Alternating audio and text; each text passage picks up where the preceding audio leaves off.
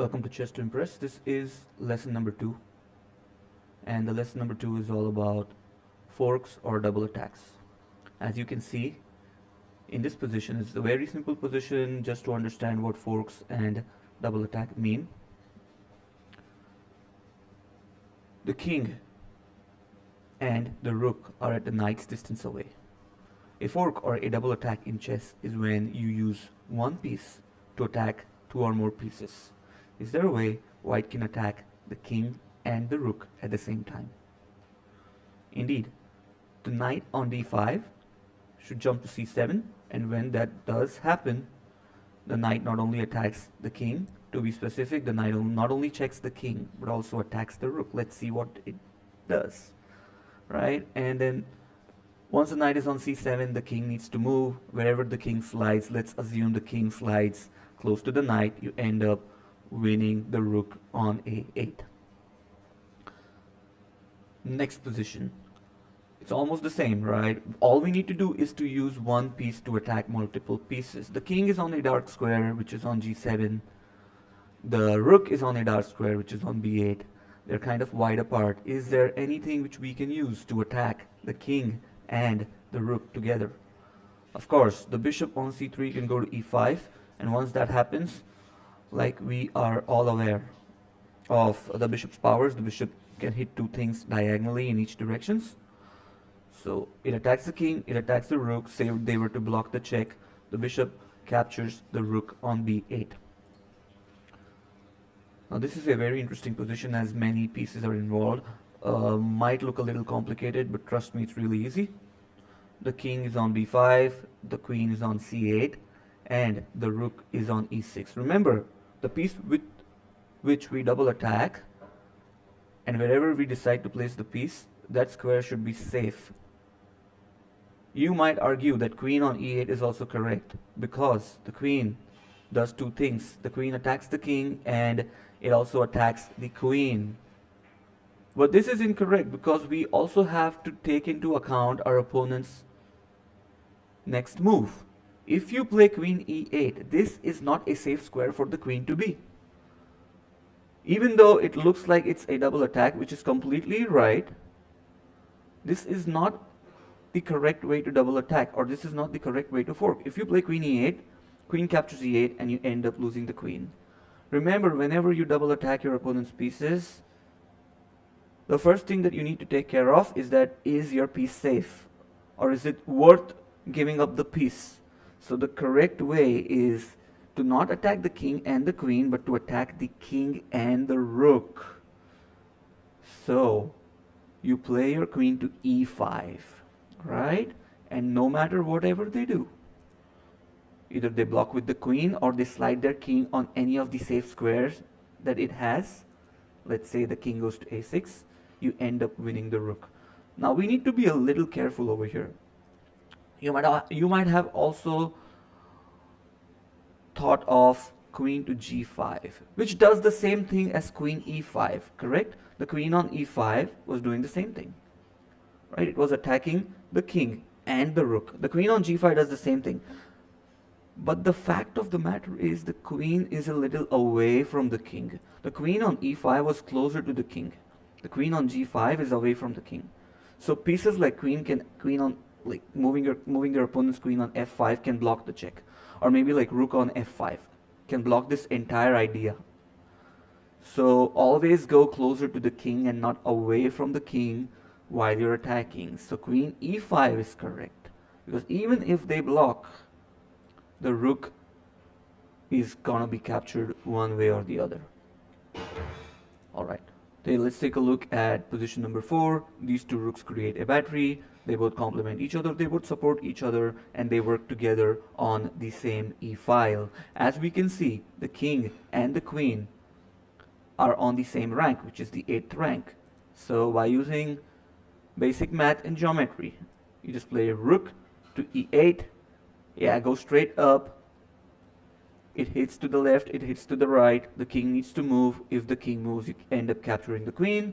And if the queen captures the rook, we have the other rook on e1, which supports the rook on e8. Say like queen captures e8, rook captures e8 check, the king moves, and we have won 4 valuable points. That's why I said math, right? You go there, queen captures your rook, you end up losing 4, and then the rook captures the queen, you end up winning 9. 9 minus 4 equals 5. Position number 5. Now this position is like an NBA game. You need to make a play happen. You need to attract or deflect your opponent's piece to a square where a double attack would take place. Right now, the knight is not doing anything at all. What does the knight do? Even if the knight goes to e4 for that matter, f3 or e6, these moves make no sense. No threats at all. Each move should have a threat in chess. Each move should have a purpose. If you play knight f3, this is just a decent move. Knight to e4, fair enough. Doesn't do anything though. Knight to e6, a huge mistake, a blunder. You end up losing the knight. So by the process of elimination, it's very, very certain that it makes no sense to move the knight. Now let's take a look at the king's position. The king is on g7, right? The king is on g7. I would love to play my knight on e6 and give a check, but the queen and the knight stand in my way. So what do?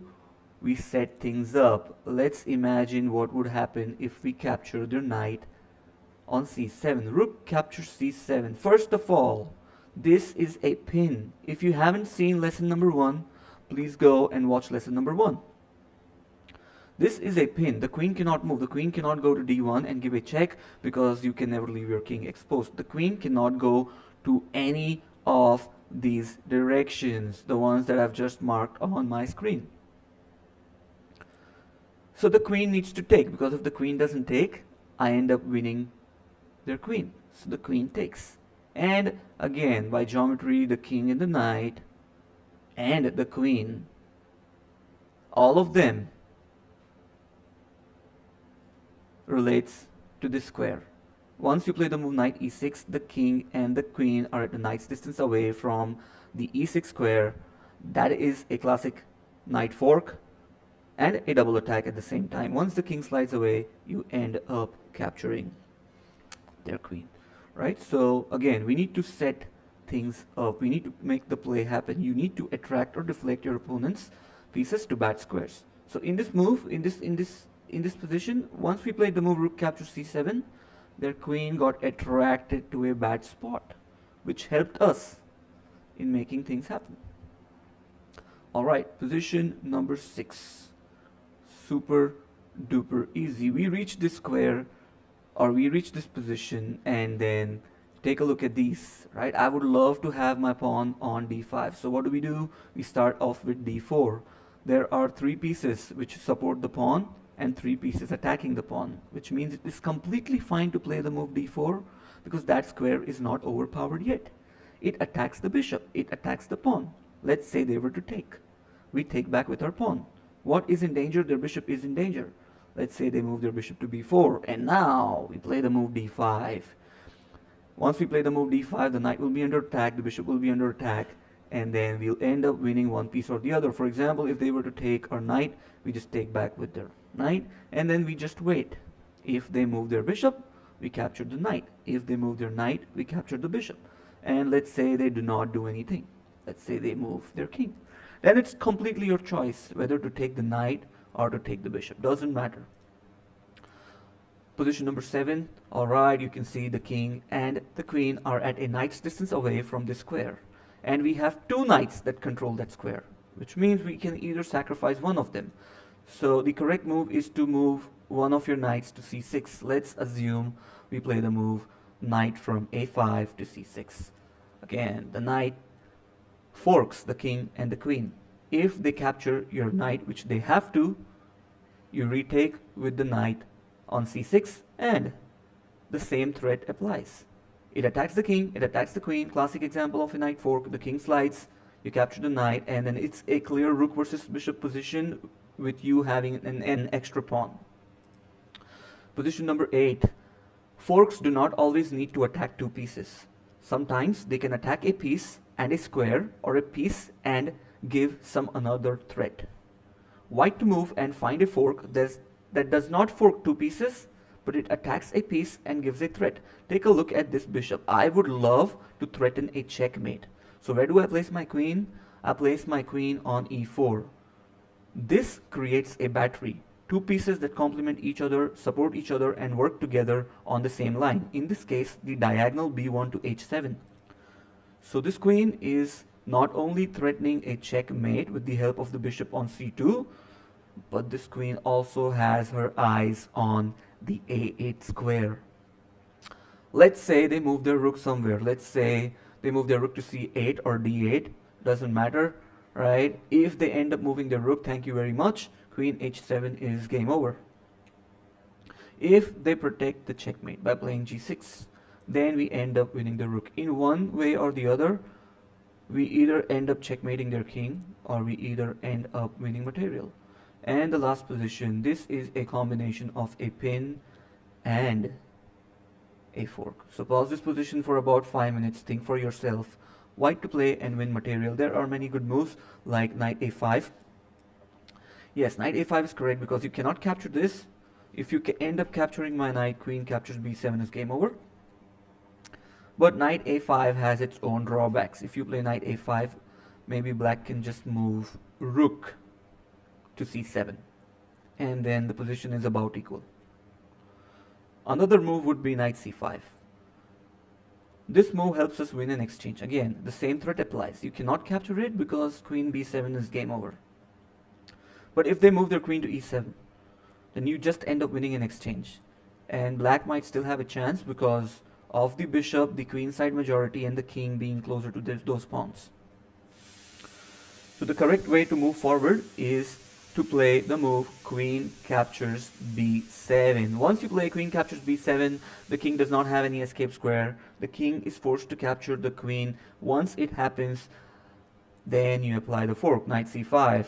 Right, the king and the queen are at a knight's distance away and far apart from the square c5. The pawn cannot capture the knight because the rook pins the pawn, and once the king moves away, you end up winning the queen and the game because we are an entire rook up. So this was all about pins, forks, and double attacks combined. A double attack is when one piece attacks two of your opponent's pieces.